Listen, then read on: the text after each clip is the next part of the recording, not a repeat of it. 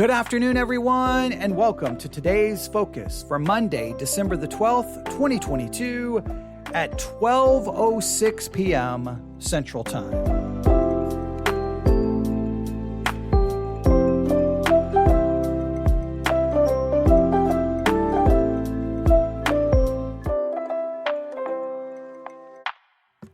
Today's focus? Well, should I tell you? Well, in theory, I should, because that's how I've kind of fallen into this structure, this template, that right when the music ends, I say today's focus is, because I want to make that so clear. No matter what else you get from the particular episode, I want you to always walk away going, today's focus is this particular subject. But I'm not going to do that today because I never follow the template, right? I'm always throwing away the template and trying something different, trying to be creative. But I want you to remember today's focus, but I want to introduce it this way. It was around 2 a.m. this morning. I reached over, grabbed my iPad, refreshed one of my podcast apps and said, hit play. Whatever shows up, I'm going to hit play. And I hit play and I heard this. In the Christian life, we are either growing in our relationship to Christ or we are moving in reverse. There is no way in the Christian life to reach some level whereby there's where we are and that's where we stay. We don't go on and we don't reverse. Yes, you do. You're either growing in the Christ likeness or you're moving in the other direction. You cannot stay in one spot. Now you say, well, sometimes I feel rather stagnant. Well, you may feel stagnant and that you're not growing, but that doesn't mean that you're just steadily staying where you are. And I was like, okay, well, that's something to consider at 2 o'clock in the morning. I'm either growing as a Christian or I'm going in reverse. You are either growing or you are either regressing. You're growing and moving forward, or you're going backwards. And so that introduced a podcast episode from Charles Stanley on the subject of spiritual growth. And you know something? We're going to hear a lot about spiritual growth because I don't know if you realize this, we're fast approaching the end of a year. And do you know what happens on Christian radio and on Christian podcasts? There's lots of discussions about spiritual growth. How did you grow in 2022? What is your plan? What is your goals for spiritual growth in 2023? What are you going to do? And everyone gets excited and people buy notebooks and they buy Bibles and they buy devotionals and they're like, I'm going to do this. I'm going to do this. I'm going to do this. I'm going to grow. I'm going to grow. Or some people maybe get very frustrated and look back over the previous year and go, man, what was I thinking? What was I doing? And then we all get excited. We all set our goals. And churches will say, okay, look, in 2022, if you weren't growing, in 2023, you need to be a part of a small group. You need to be a part of a community. And then they'll give you their new program for discipleship to help you grow spiritually. There's lots of talk. There's lots of discussion. There's lots of action in regards to spiritual growth whenever you end a year within the church and within Christianity. It's a common theme. So the Charles Stanley podcast, In Touch, well, guess what they've been talking about in this month of December, really the beginning of the month of December? They've been talking about spiritual growth. Now, they've been talking about other things as well, but in some cases, it would still relate to that kind of end of the year theme. Now, I don't know what they will end the year with, and they'll continue going in that direction, but I guarantee you, you're going to see a lot of that. And so I sat there and I started listening for a few minutes, and then I hit pause, and then I just kind of laid down and just started thinking, spiritual growth, spiritual growth, spiritual growth, spiritual growth. I have been hearing about it my entire Christian life. I cannot even begin to count all of the books I've purchased over my Christian life. 7 steps to spiritual growth, 5 steps to grow as a Christian, 6 ways to test your spiritual growth. I've read book after book after book after book after book after book after book after book about it. I've looked at the curriculum. I've looked at that's been sold. I mean, it's really I can't say for sure let's just say there's millions of dollars spent every year within the Christian world about trying, we may call it discipleship, whatever we want to refer to it as, discipleship, spiritual growth, but millions of dollars are spent every year and trying to facilitate it, trying to help it along, trying to cause it to occur. And it's always like, we need this program, you need this book, you need this devotional, you need these steps. But when it's all said and done, this is a very important question, all right? And I really want you to consider this today. So obviously today's focus is spiritual growth. If I have to be redundant and tell you, clearly that's what we're talking about. But here's question number one. Exactly what is spiritual growth? How do we define it?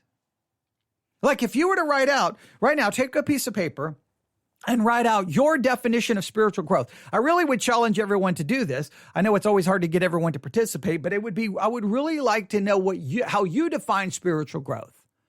How do you define spiritual growth? Right? So that's number one. What is your definition of spiritual growth? Just write out your own definition in your mind.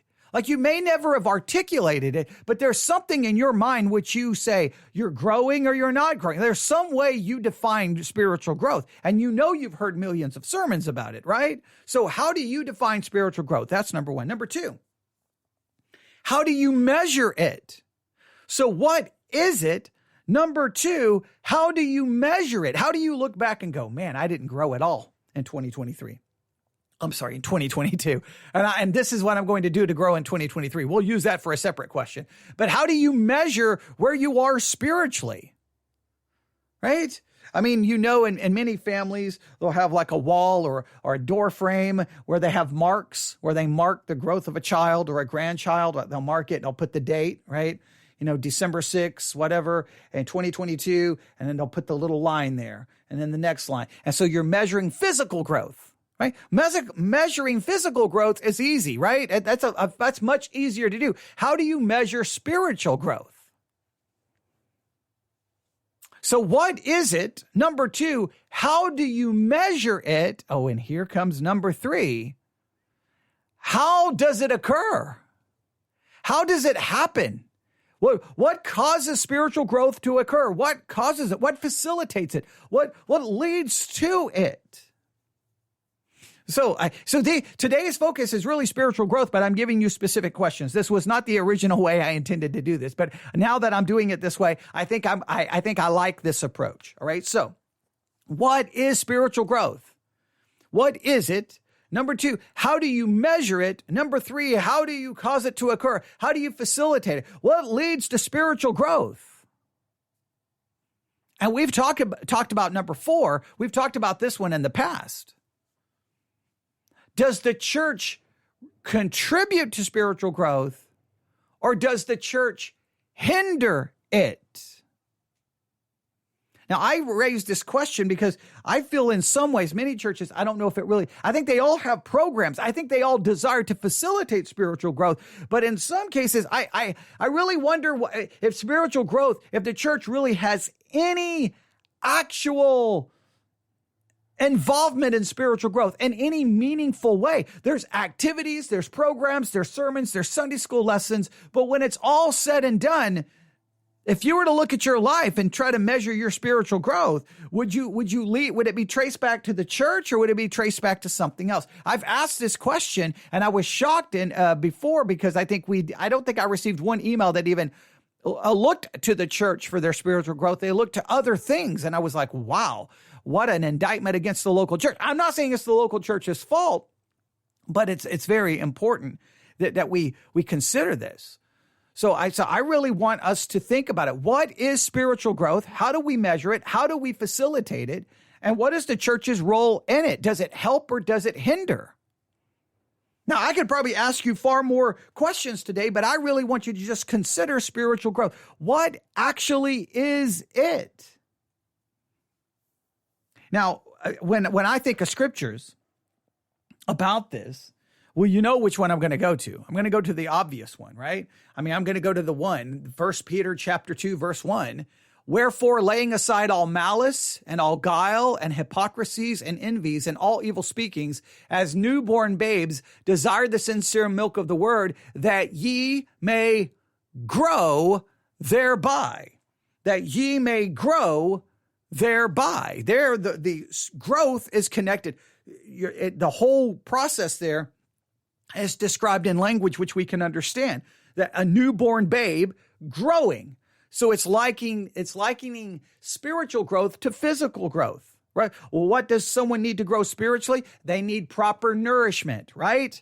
They need food. They need milk. They need formula. They need whatever they're having that will give them the proper nutrition. Without proper nutrition, you get stunted growth. Spiritually, if we're going to grow, so we immediately now know, this kind of answers one of the questions, we at least kind of have an idea what facilitates it. Clearly, it's the Word of God.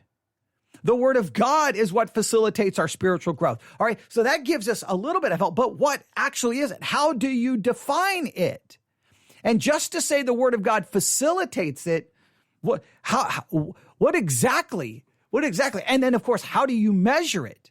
So do you measure your spiritual growth based on how much Bible reading you do?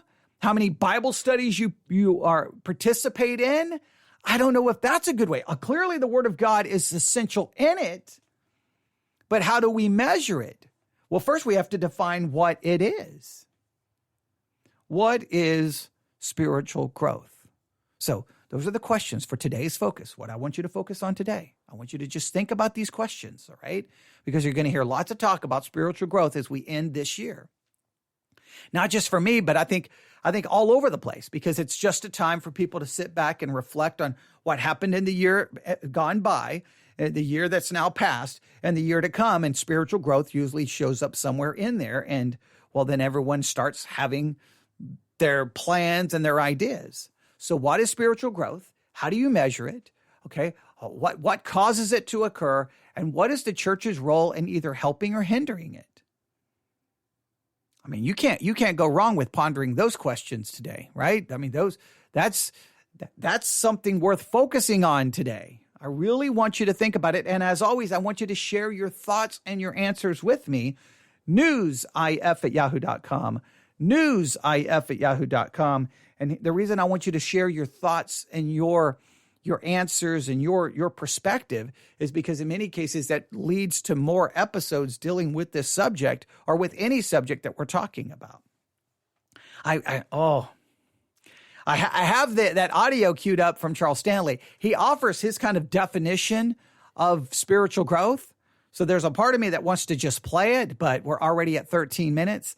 And I want to try to keep today's focus episodes at 15 minutes is what I'm trying to do. And if I try to start it at 13 minutes, well, then it's going to turn into 45 minutes. But I think maybe this audio we're going to have to come back and review in another podcast episode. I think we're going to have to. Or maybe we'll review more of it tomorrow for today's focus. Maybe all of this week for today's focus, we'll just review a little bit of this message from Charles Stanley on spiritual growth. I think that is a plan. I think that's a plan. We will see.